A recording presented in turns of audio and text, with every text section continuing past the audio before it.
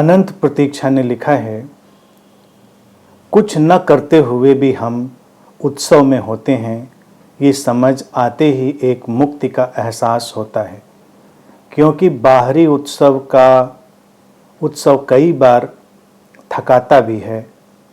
इस पर कृपया कुछ कहें। उत्सव पूर्णता, उत्सवमयता, सेलिब्रेशन, ये सारी जो शब्दावली है, ये आध्यात्मिक लोगों के लिए बड़ी रुचिकर और बड़ी उनकी प्रिय शब्दावली। उत्सव,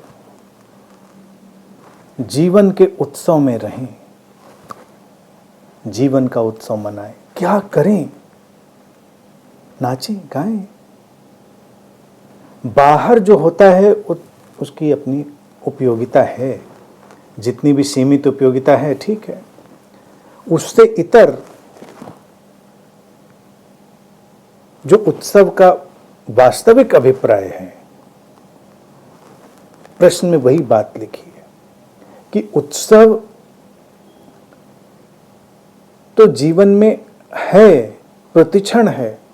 इसको जानना, इसको समझना एक मुक्ति का एहसास देता है।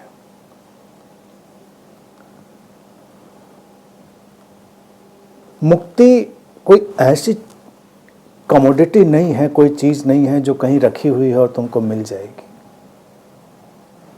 मुक्ति, लिबरेशन क्षण प्रतिक्षण के जीवन में घटा हुआ बोध ही तो है, अवेकनिंग तो है। और ये जो उत्सव है, ये है जीवंतता की एक गहरी स्थिति, हाइटेंड स्टेट ऑफ अलाइवनेस। वो है तो जीवन में उत्सव है। उत्सव के लिए न शब्द जरूरी हैं, न कोई क्रिया जरूरी है। मौन में भी उत्सव है और मौन के पार भी उत्सव है। उत्सव से हमेशा एक बात ध्यान रखें, उत्सव का हमें ठीक ठीक अभिप्राय क्या समझना चाहिए। उत्सव है जीवंतता की गहरी स्थिति के साथ लयबद्ध होकर जीना। अगर हम ऐसे जी रहे हैं तो हम उत्सवपूर्ण हैं। और जब हम जीवंतता की गहरी स्थिति के साथ जुड़ते हैं तो जीवन से न जाने कितनी जो जड़ताएं हैं, मूढ़ताएं हैं, वो अपने आप गिर जाती हैं। हमको गिरानी नहीं पड़ती, हमको कोई अतिरिक्त प्रयास नहीं करना पड़ता कि हमको ऐसे करना है तो फिर उनको ऐसे हमको ड्रॉप करना है। समझ आई और वो गिरी। अब जीवन में जो भी सारभूत है वो बचता है और जो असार है वो चला जाता है। ये तय बात है। जीवन में तार का बचना और उस तार के साथ रहना, वही वास्तविक उत्सव है। और असार कैसे गिरता है?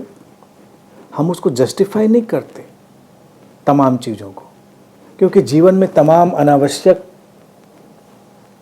जड़ताएं या मूढ़ताएं व्यक्ति ने ओढ़ रखी हैं।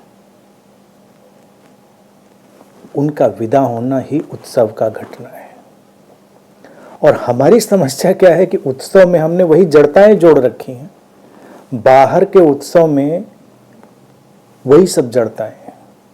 शोर है, नशा है, उपद्रव है, तमाम किस्म की व्यर्थ की चीजें हैं। और व्यक्ति को लगता है ये शायद उत्सव हुआ, लेकिन वो नहीं हुआ। जैसे भारत में हम योग की जो प्रस्तावना करते हैं,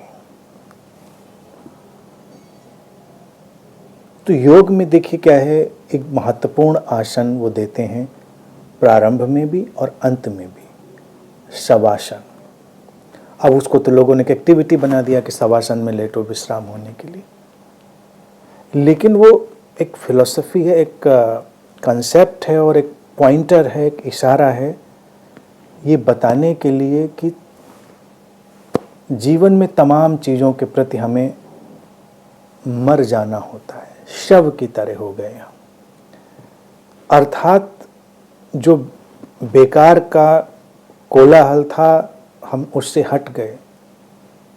जब हम जीवन के इस बेकार के कोलाहल से हट जाते हैं तो वो शव आसन, अब मरे तो हैं नहीं, जिंदा हैं, तो इसीलिए उसको आसन बोल दिया, नहीं तो शव ही बोलते। तो जीवित रहते हुए ही जब हम मृत्यु की गुणवत्ता को अपने अंदर डाल लेते हैं तो एक विशुद्ध शव आसन में हम प्रवेश करते हैं, और वो उत्सव है। अब ये थोड़ा कंट्राडिक्टरी लगता है लोगों को कि मृत्यु की गुणवत्ता और जीवन का उत्सव, और वास्तविकता यह है कि उसके बिना उत्सव हो नहीं सकता, क्योंकि उसके पहले हम जो कुछ भी करते हैं, जब तक मृत्यु की गुणवत्ता हमारे अंदर नहीं आती, सब एक पलायन है, स्केप है, चाहे वो संसार के नाम पर हो, चाहे वो अध्यात्म के नाम पर हो, वो सब अपने से दूर भागने की कोशिशें हैं। और जब हम इस जीवन के प्रति एक ऐसी अंतर्दृष्टि लाते हैं कि हम तमाम चीज़ों के प्रति समाप्त हो गए हैं, मर गए हैं, तो निश्चित ही फिर बहुत सारी बेकार की चीज़ें आप कर ही नहीं पाएंगे। और जैसे ही आप बेकार की चीज़ें ड्रॉप करते हैं, आपके रोम रोम से वो जीवंतता की जो धारा है वो फूटने लगती है। आप एक ऐसा उल्लास अनुभव करते हैं, उसी को हमेशा अध्यात्म में समाधि के आनंद की तरह कहा गया। को किसी चीज पर आधारित नहीं है। पहले मृतवत होइए, शवासन में जाइए, और फिर जीवन में उत्सव प्रवेश करेगा। तब सारी जड़ताएं गिरेंगी एक एक करके, और जो एसेंशियल है, आवश्यक है, वो रहेगा। जीवन और ये शरीर हमेशा एसेंशियल पर, आवश्यक पर खड़ा हुआ है। वो अनावश्यक को लगातार बाहर फेंक रहा होता है। अनावश्यक को बाहर फेंक देना और आवश्यक के साथ विकसित होना, यही उत्सव।